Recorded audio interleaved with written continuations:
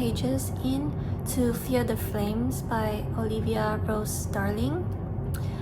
I first heard of this book on Raven Haired Reader's channel when she was reading the indie version, and then I saw that it was traditionally published, so this is the new cover. It looks so shiny. And then the back, it has a quote. It says, "I will find a way to defy death itself to keep you here. We have a deal."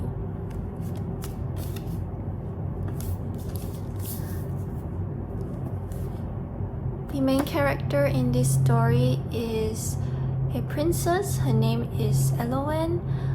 Before she was born, her parents, the king and queen, they had a really hard time conceiving, but they finally had her.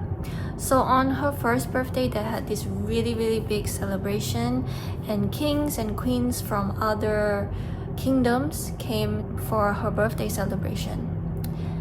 There was a queen from another kingdom that gave 5 dragon eggs as a present for the princess. And the queen also has a seer with her. Seer is somebody who can see visions into the future. So this seer said the gods came to her in a dream and said that these dragon eggs belongs to the princess. But at this time, dragons have not been seen for like 500 years. The seer also prophesies that Princess Elowen will bring either ruin or glory to the kingdom. So they put the 5 dragon eggs next to 1-year-old baby princess Elowen, and the dragon eggs hatch, surprisingly. So Elowen grew up with these dragons, and on her 5th birthday, she kind of threw a tantrum.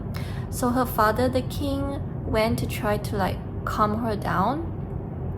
And when he tried to like control her, like hit her, one of the dragons protected Elowen and bit off the father's finger.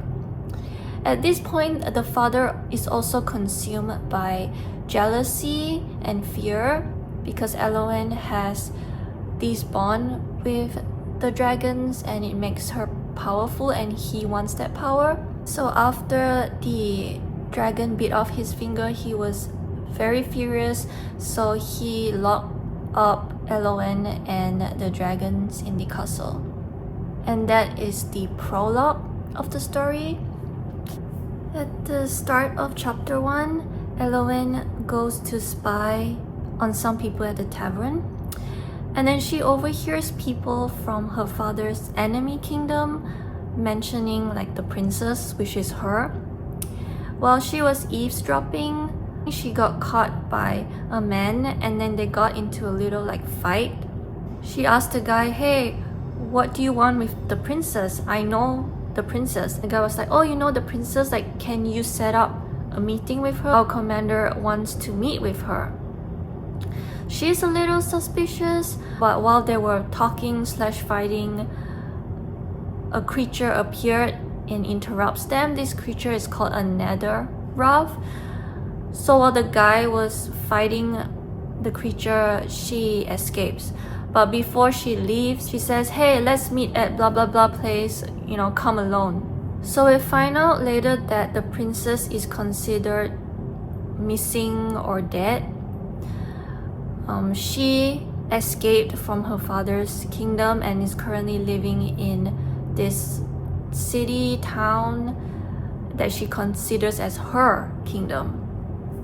Fast forward, she meets the guy, and the guy is actually the commander himself. His name is Caden. So he is the commander of her father's enemy kingdom. So they kind of make a deal. Like, she asked him to help with some provisions for her city, town that she considers like her kingdom. And he wants to free her dragons from her father's clutches, and in return, she and her dragons have to help him during the war against her father's kingdom. So I believe the plot of the story is them working together, performing this heist and infiltrate her father's castle to release her dragons. I really enjoyed the tone in the prologue. I wish that tone was kept throughout the story, but it wasn't. Also, I feel like the story is moving very fast, but maybe because it's only like 350 pages, so maybe that's why it has to be fast. I haven't really felt the chemistry between the two main characters. I'm gonna need like more build up and tension, so we'll see as the story progresses. I do think that there is potential, so I'm gonna keep reading, and then once I'm deeper in the story, I'll let you know my thoughts.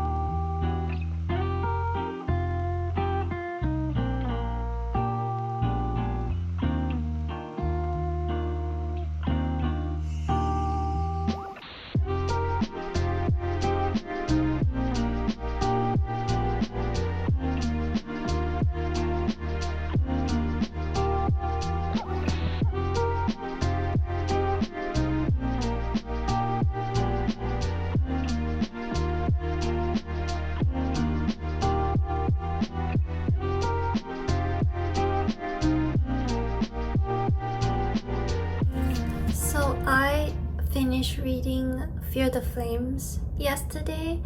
My last update was when I was at around page 30, so we have a lot to talk about. I really enjoy the storytelling and plot in this book. Just as a refresher, we are following Princess Elowen, and she is making an alliance with Caden, who is the commander of her father's enemy kingdom. So they are working together against her father's kingdom, and also they are planning a heist to rescue her dragons from her father's dungeons. I enjoy how the plot progressed throughout the book, and also I really like the author's writing. I mentioned earlier that I enjoyed the prologue that the author wrote, and it was nice to see a bit of that tone coming back throughout the book.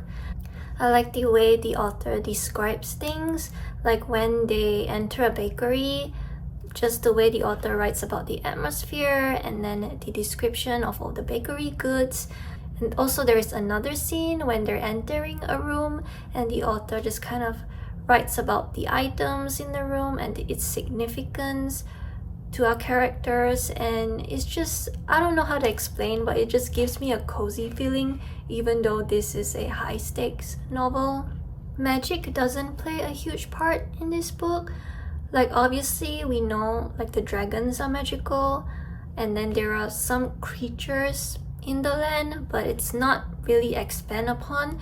There's also like some magical items. I do wonder if the author is going to expand more on the magic system in the later books, but in this first book, magic doesn't really play a huge role in my opinion. Now let's talk about the romance. The romance is insta-lovey, just like most romantasy books. From the first moment they met, they have an instant attraction.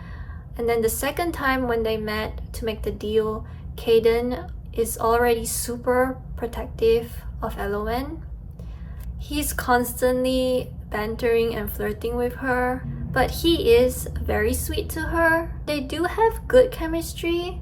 However, as I mentioned earlier, I was missing a little bit of the build-up. So every time Caden says something that's like swoon-worthy, I cringe a little bit. I added some of the clips of the things he says to LON, and every time I read those things, I want to laugh because I just can't take him seriously. I forgot to mention earlier that the author did put some trigger warnings at the beginning of the book, so I would check out those trigger warnings before picking up this book because there's definitely traumatizing things that LON went through, especially when she was a child. So overall, the highlight for me of this book is the storytelling / plot and the writing.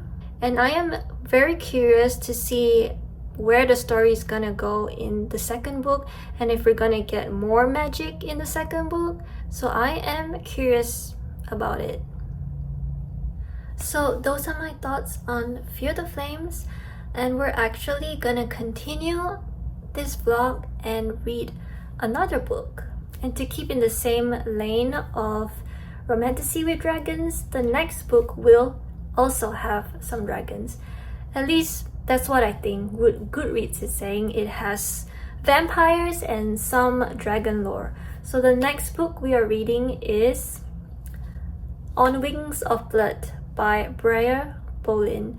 I have seen this kind of floating around on bookstagram, so I'm very curious, and that's why I have it downloaded on my Kindle. It is on Kindle Unlimited, so if you have Kindle Unlimited, maybe check it out yourself.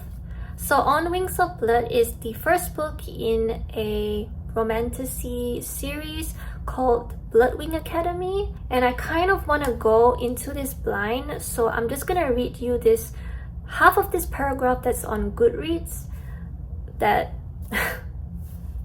that is cracking me up a little bit, but that's why I want to read it for you. Okay, so it says here, On Wings of Blood is a dark academia fantasy romance featuring a bully villain with Draco Malfoy energy who eventually gets the girl, all the tension and banter, and a tantalizingly dangerous blend of court and school intrigue, all set in an intricately crafted world with unique vampire and dragon lore. So let's start this book, and we'll talk more about what this book is about once I'm a little bit further into the book.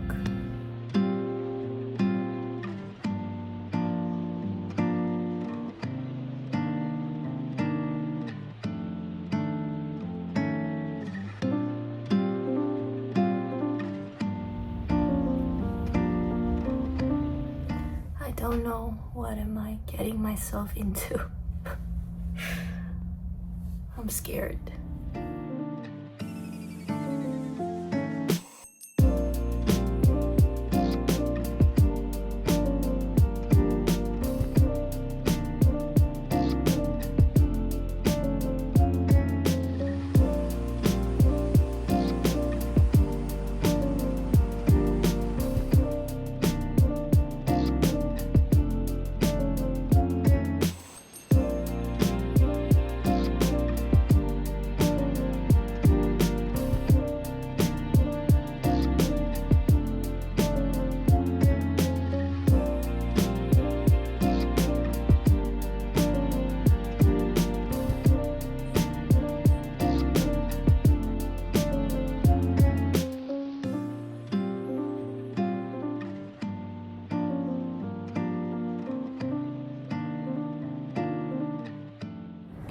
So now I am about 62% into Wings of Blood. I'm gonna try to keep my summary and review brief because this video is getting a bit too long. Okay, the main female character, her name is Medra Pendragon. She wakes up and she sees like ruin and corpses around her, And then she is found by this group of soldiers, and the leader of the group decide that they're gonna bring her back to their city. She doesn't want to go, but they capture her and force her to go with them. So she goes to the city and she realizes that these people are vampires. So the leader of the group of soldiers that captured her, he brings her to something like a court meeting. And at the meeting, they're trying to decide what to do with her. And the reason why he wanted to bring her back is because of her features. She has some special features. She has red hair, pointed ears, and her physical are very similar to an extinct race called the Dragon Riders. We also follow Medra's kind of POV, and we get a little bits of pieces of her past. So she actually comes from another world, and in her world she is a half fae, and she also has royal blood. We don't know how she got to this world, probably will be revealed later. She did mention that she had kind of like a battle in her old world, and she fought like a relative, I think her grandfather or something, and then she lost all her fae powers. So she wants to get the court to release her, but they decided that she's too valuable, her blood is too valuable, and they want to preserve her bloodline, so they decided that she needs to be bonded to another male. So the male that they chose was the leader of those group of soldiers that found her, and he is actually a prince. His name is Blake Dragharrow. There are also mortals in the world, so the vampires are called highborn, and then the immortals, including Medra, because she's considered a mortal even though she's a dragon rider, and the mortals are called blightborn. I forgot to mention why she's so valuable is because in the past, before dragon riders go extinct, dragon riders are like the second strongest warriors, vampires is first, and vampires and dragon riders have worked together in the past battles against evil. So Medra is now bonded to Blake, and then he introduces her to this academy, and he says you have to attend the academy because all the young people, they go to this school 3 to 4 years for training to decide like their future. So there are also some mortals that were selected to join this academy. They were chosen based on their like future potential. So the vampires either force them or they themselves like try to get into the academy. So Medra doesn't really want to attend, like she wants to leave this place, but she doesn't have a choice, so she decided that she's just gonna attend the academy and stay low, and at the same time try to figure out how to escape. I forgot to mention another thing. Even though she is betrothed to Blake, she's actually going to be the second wife. Well, they call them consorts. Blake is already engaged to another female as well, and she is very pissed that Medra is also gonna be another consort for Blake.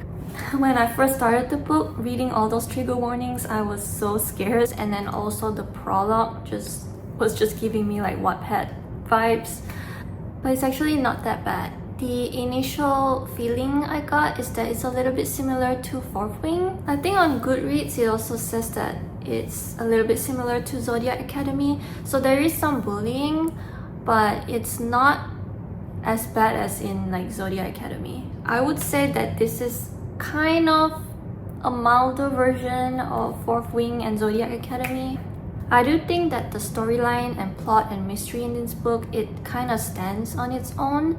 So I'm kind of curious to find out more about the world and also Medra's world and maybe some of the history of the world. I suspect that maybe the history they were told is not really true. Maybe there are some secrets hidden beneath, so I'm kind of curious about those things. And then the characters and the romance, I feel like I'm a little bit unsure. Let's talk about the male character first, Blake Dragharrow. I would say he's kind of a typical male character that's like arrogant and hard on the outside, and then He's actually, protective and a little soft on the inside.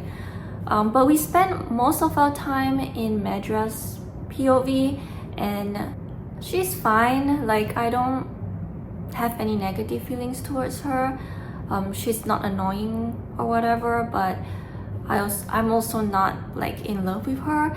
I think I find like the side characters more interesting in this one, and I'm also curious about the teachers. I don't want to go too much into the plot, but she pretty much just like attends classes, learns more about the world, and we learn along with her. And she makes some really good friends, and then dealing with all the bullies and also dealing with Blake. So I'm gonna continue reading, and I'll probably give my next update when I finish this book.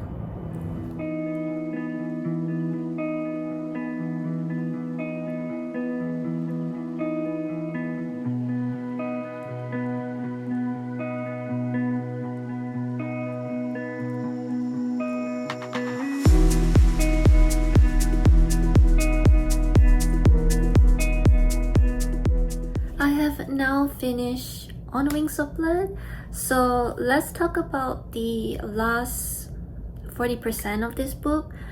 Something I didn't mention is that the vampire, they are divided into 4 noble houses. So like the main male character, Blake, he's under House Dragharrow and he's one of the prince. And then the other houses, there's House Avari, and then the other 2, which I don't remember the names. So same as in the academy, they're also divided into those 4 houses. First year, you don't have a house, and then the second year, you move into your respective houses. And also, I think from the beginning to the end, it's around like a year. So I don't remember what season we start with, but at around 60%, we are entering winter. And they also have a kind of festival coming and a ball. So the 4 houses and then the winter season starting, just the atmosphere at the beginning of like around 60%, it's giving me kind of Hogwarts vibes. I didn't really read the Harry Potter series. Like, I read the first book, and then the movies, I watched the first 2 movies and then the last movie. But I did play the game Hogwarts Legacy, and just the atmosphere in the book. Oh, and also each house has like their own uniform, different colors, and they have their own dormitories. So just those vibes is reminding me of Hogwarts, and I really enjoyed the atmosphere. So as we get to the end of the story, there's climax, and then there's some secrets revealed, kind of, which I already had my suspicion on, and I was like proven right. Oh, but I have to apologize to Caden from Fear the Flames because I called him cringy, but that was before I read On Wings of Blood, and Blake is a little worse. I just didn't really enjoy reading like his POVs. I mean, I didn't hate it, like it was fine, but it wasn't like my favorite POV to read. Overall, I would say the story is not that bad. I was kind of surprised, to be honest. And I think it's because I went into this with low expectations. Like, I'm still curious and interested to see where the story is gonna go next. I don't know if I'm rushing to pick it up next, but I am a little bit curious for sure. If I were to compare Fear the Flames with On Wings of Blood, I would say based on personal taste, I like Fear the Flames a little bit more than On Wings of Blood, and it's because I like the writing in Fear the Flames a little bit more. I feel like the writing in there is a little bit more like flowery. Maybe that's why I like it more. But if I were to recommend a book, I think maybe I would recommend On Wings of Blood more, just because it's more bingeable, and also because it's more similar to like Fourth Wing. Well, a milder version of like Fourth Wing combined with Zodiac Academy, and also a little bit of Harry Potter vibes. So those are my thoughts on these 2 romantasy books with dragons in them. I hope you enjoyed this vlog, and I hope it helped you to decide if you're interested to read these books. Thank you for watching, and I hope you have a great day, a great week, a great month, a great year, and I will see you next time.